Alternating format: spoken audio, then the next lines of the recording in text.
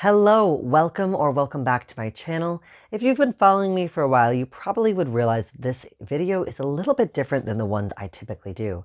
That is because I am completely out of content, and while I'll be sharing some clips from my travels, I'm going to start telling you about how I did it and how you can do it too. So, greetings for everyone new here. Hi, I'm Slumpy from Slumpy Adventures, and thank you so much for tuning in today. Recently, I actually did a panel at a convention called Animarathon. It was at Bowling Green State University where I told people about my adventures and how someone else can do it on a college student's budget. I am 20, almost 21, and currently enrolled in a degree program. I'm only going part-time and I'm an online student for it. But I think some of what I have to say is still applicable to those who are full-time or those who just want to plan out how to do this in the future. But hold up, I'm going to stop you right there. When we think of travel, we all might have a bit of a different idea in mind.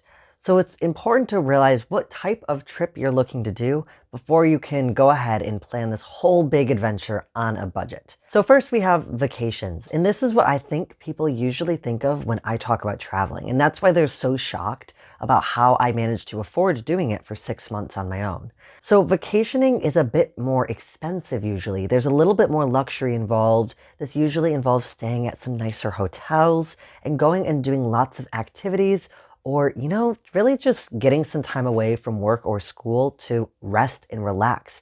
When I think of vacation, what I'm thinking of is some time to just take your mind off everything and have a little bit of peace and enjoyment in life, which is great. Taking vacations is an awesome thing to do sometime, but this is not my preferred method of travel.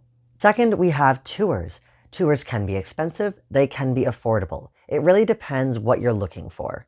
So a tour is arranged by another person. This could be a travel agent, or you have a guide who's leading you somewhere, or you're just a part of a group who's taking an extra excursion.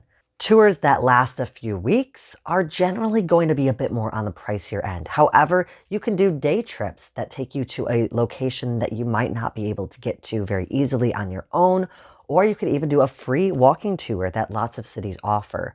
So it really depends what you're looking for. If you're looking for a more high-end tour, of course, it's going to be more expensive if you're looking for somewhere where you can stay in these nice hotels and whatnot and have lots of excursions and add-ons.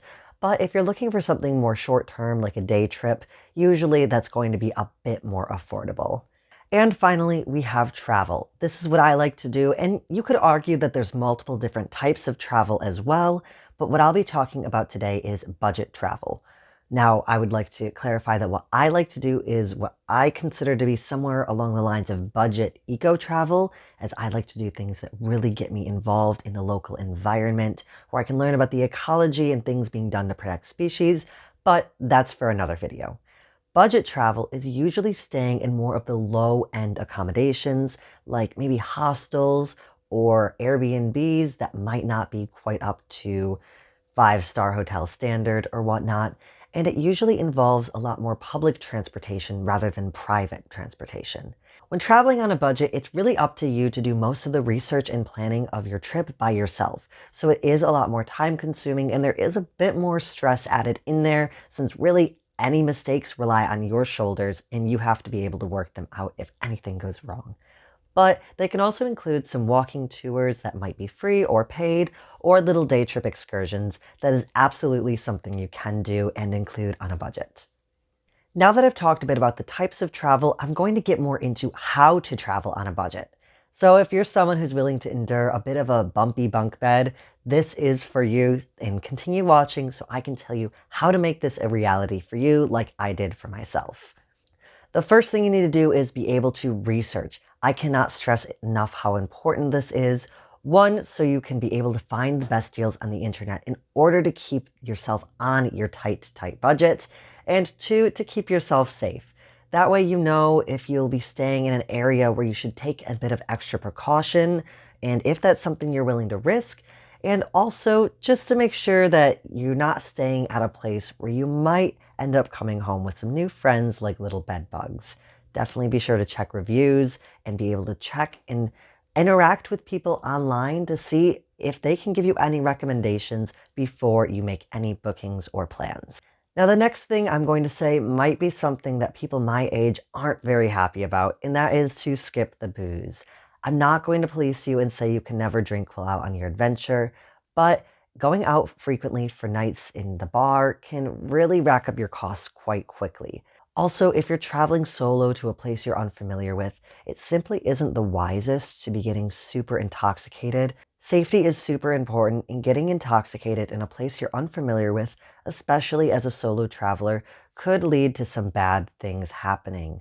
It is something I really wish we didn't need to worry about, but unfortunately, we live in a world where this is a concern we all need to keep in mind.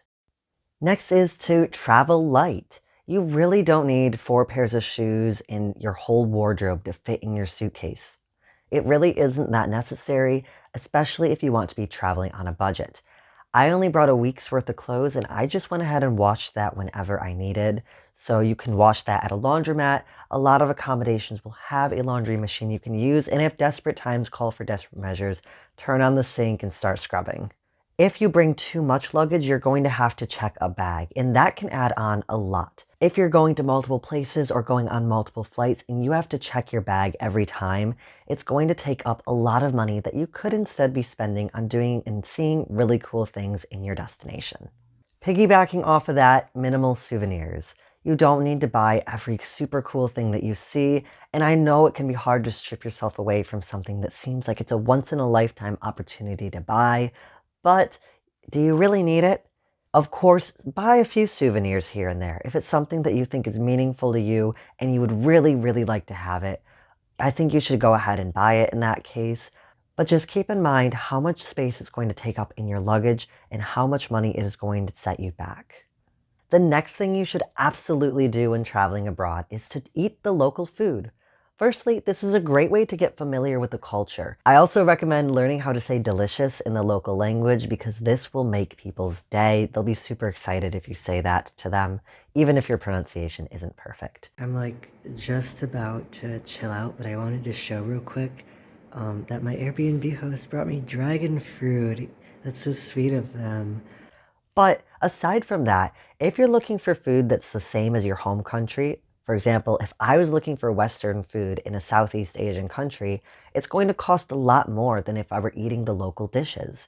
If you're traveling for an extended period of time and you get a little bit homesick and want to eat food that's from your home country occasionally, that's perfectly fine. But if you're not willing to get out and try new things and be a bit adventurous with your palate, you're going to end up spending a lot of money and probably missing out on some local delicacies that might end up being your new favorite. It might be a bit more challenging for some people who have dietary restrictions. For example, I don't eat red meat. But again, if you do your research, you'll certainly be able to find some places or dishes that you can enjoy. And next, I'm going to recommend that you stay in hostels. But I'm going to put this as a forewarning. If you're going to be traveling for over a month or for a long period of time, I don't recommend only staying in hostels. Take a couple days here and there in order to stay in a more private accommodation, simply for your sanity, especially if you're an introverted person like me. But do stay in hostels as well because they are super affordable. The cheapest hostel I stayed in was $6 a night, which is an incredible deal, and I had a great time. Especially as a solo traveler, staying in hostels is a great way to meet new people. Be it a friend to go on an adventure with, or someone so you just don't have to eat dinner alone.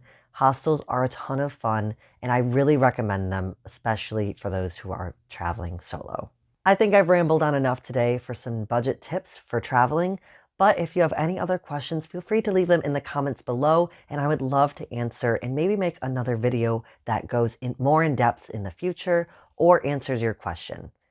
I'm not quite sure what my next video will be, but I have some plans from things like booking with points to what you need in your travel bag, etc., etc. And if you have any recommendations for what else you'd like to see, please leave a comment and I would love to make a video on that for you.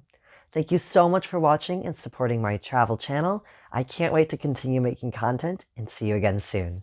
Bye!